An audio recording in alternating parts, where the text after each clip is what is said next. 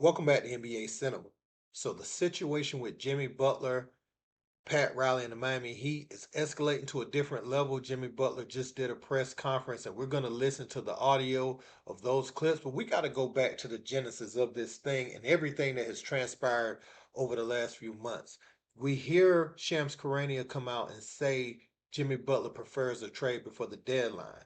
You see Jimmy's agent come out and shoot down Shams' credibility. Shams stands on those reports, and as you move closer to the trade deadline, you get closer to February the 6th. Some of what was smoky starts to become more clear.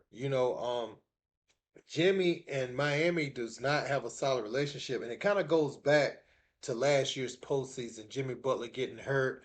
I want to say it was in the play-in game or right before the play-in game. It was probably right before the play-in game where he got injured, and he said that if he was playing all these teams, winning and advancing in the postseason, he would have sent them home. Let's go back to the original problem, and it's kind of been a lot of smoke around the team since then. Let's check it out. 1, 2, 3, action. If I was playing, Boston would be at home. New York damn sure would be fucking at home. Josh Hart. What the fuck that mean to me? Josh Hart. Yo, but you stop fucking with me. Come on, man. Nah, I love Tibbs, but I don't want Tibbs. I love Tibbs. I love you, baby. I want to beat you to a pulp. You want me, I don't want you. It's like a one-sided relationship. You in love with me, and I love you, but I'm not in love with you. You know what I'm saying? Love my brother. For him to say that, I thought, is that Jimmy trolling or is that Jimmy serious? If you're not on the court playing against Boston or on the court playing against the New York Knicks, you should keep your mouth shut in your criticism of those teams. So you hear Pat Riley talk about the availability of Jimmy Butler, and that was going to be the big thing going forward for his next contract. Now he'll be eligible for $243 million extension, which I don't think Pat Riley will extend to him. But the thing is, he has a player option for over $54 million for a year, and people find it hard to believe that if he were to become a free agent and this thing played out, that he would leave that on the table. He would likely accept that because that's just too much money to pass up to play the game. But again, Shams talked about Jimmy requesting a trade earlier this year, and this is what he said. And then I saw Jimmy Butler's agent come out and say something about your reporting on that particular story. I know you wanted to comment about that. I want to hear what you have to say. I 1000% stand by my reporting. It's fully vetted, and as a professional, that's what I do. That's what I get paid to do. That's what I'm going to do. Report truthfully and accurately. That's what this is. Period. What did you report exactly? Remind the audience. So Tuesday, I reported that the Miami Heat have begun listening to trade offers for Jimmy Butler, and Butler prefers a win-now destination. And three of the teams on Tuesday that I reported that his agent has indicated in league circles that he is open to: the Mavericks, the Rockets, two of the Texas teams, as well as the Golden State Warriors. Yesterday, I added that there was another team also in that list, the Phoenix Suns. And that was the reporting. And so I 1000% stand by it. It is 1000% facts. Now, this is what Shams was referring to when his agent attacked him on the internet, on X, and said pretty much that his stuff was fabricated.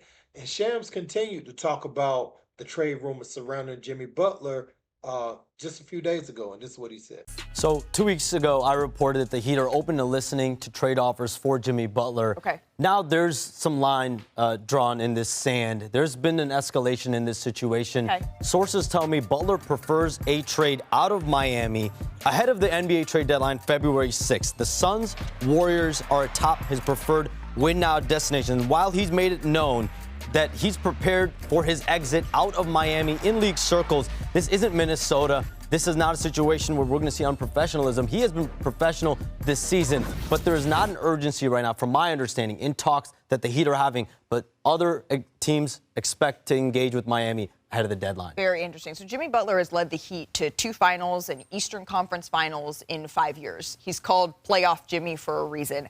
How exactly did we get here? This has unraveled over the last several months, and it really started with in the offseason. There was no extension for Jimmy Butler. They bypassed that, did not extend him, and they've leaned more into their young core, rising core of Bam Adebayo, their all-star, and Tyler Hero. And over the last 3 years, Jimmy Butler has wanted the Heat to go get him some help in that roster. They just have not been able to land players. They've gone after Kevin Durant, Damian Lillard, Kyrie Irving. They have not been able to land that next big fish with Jimmy Butler. The writing, in a lot of ways, is on the wall for the Heat and for Jimmy Butler.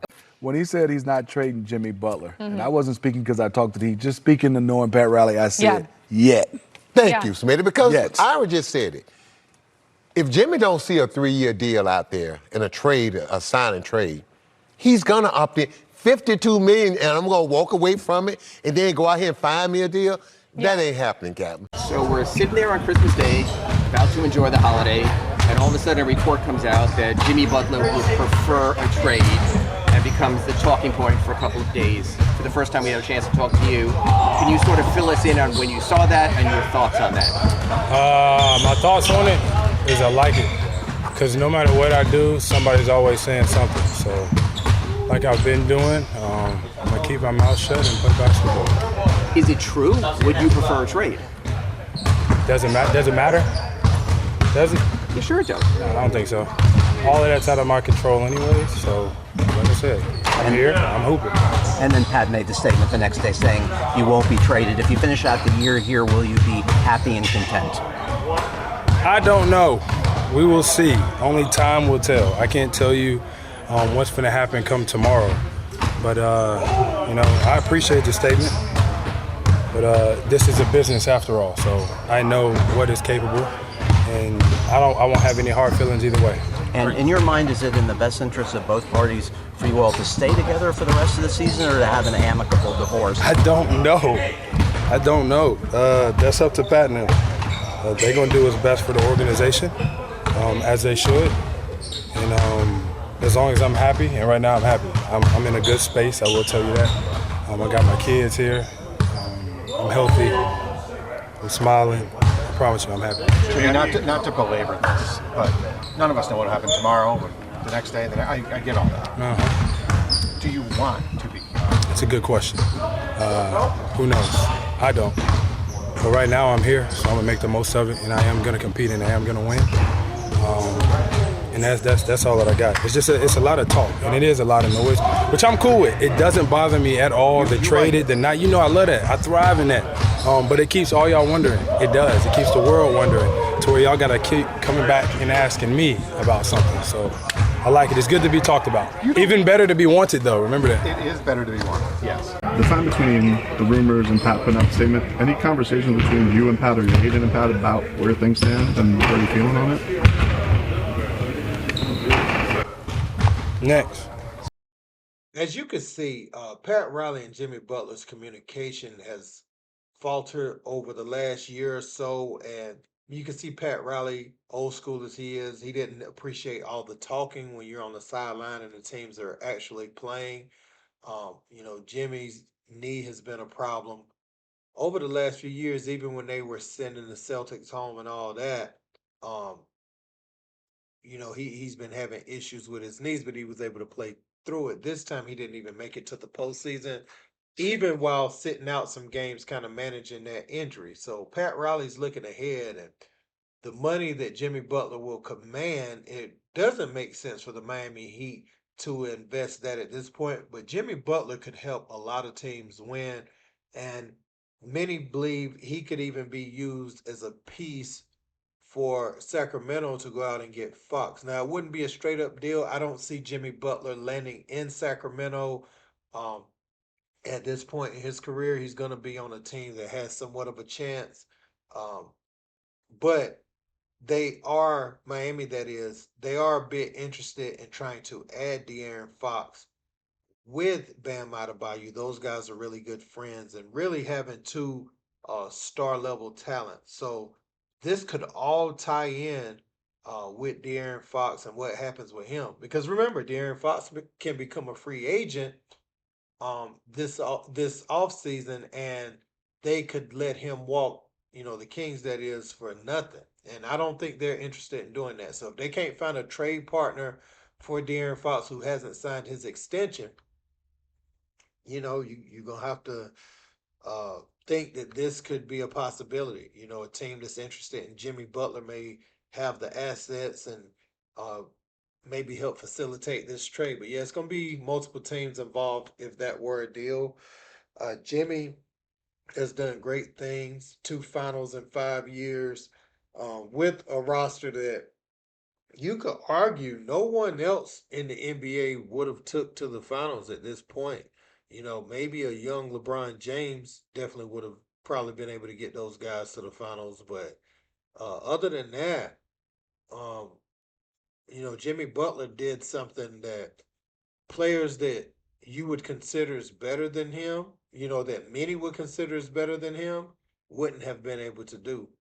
And so that's just the way Jimmy plays both ends. He's not a 3-point happy guy, mid-range assassin, physical player, and really just does all the little things. And so really before these injuries start to mount up, Jimmy was playing like the best shooting guard in the league. I mean, the results were showing themselves. I know a lot of people pick Harden, those offensive minded guys, but Jimmy was impacting playoff wins in a way that those other guys weren't. And he went head to head with Harden and dominated him. So, you know, um, Jimmy was that guy for a while, but I think I see why Miami's making this move. You cannot give Jimmy Butler $273 million at this point in his career. I just don't think that's wise. And obviously Pat Riley, he's a person that let LeBron walk. He had issues with LeBron, so he's not above severing ties or really just separating from a top talent when it's time. But Miami, where do we go from here? You have to make sure you make the correct moves going forward. But they do have a culture. A lot of that has something to do with Udonis still being there and all that. But where are they going to go from here? Because many have pointed out, Bam has regressed offensively this year when it was supposed to be a year they needed him to take that next step, and it hasn't happened. Um, but they have Hero, and I don't know. Maybe if you get Fox, I don't know. But they have some things to do, guys. I want to know what you think in the comments though about this issue between Pat Riley and Jimmy Butler. Don't forget to like, share, and subscribe. Till next time. Peace.